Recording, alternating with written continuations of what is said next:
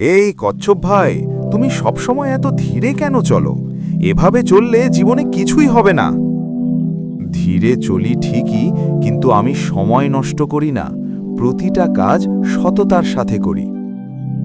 আরে ভাই, আজ কাজ না করলে কাল করলেই তো হয়, জীবনটা মজা করার জন্য।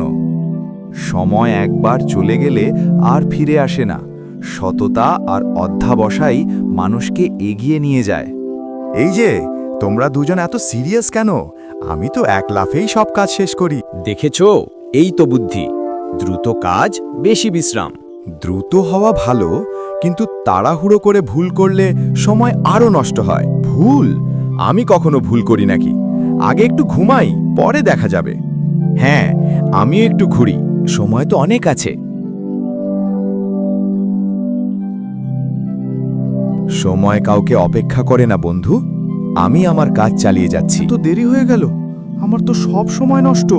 চালাকি করেও কিছু হলো না, সময় তো শেষ।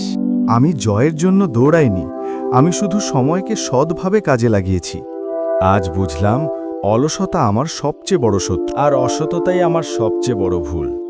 মনে রেখো, সততা বিশ্বাস আনে, অধ্যবসায় শক্তি দেয়, আর সময়ের মূল্য সাফল্য এনে দেয়।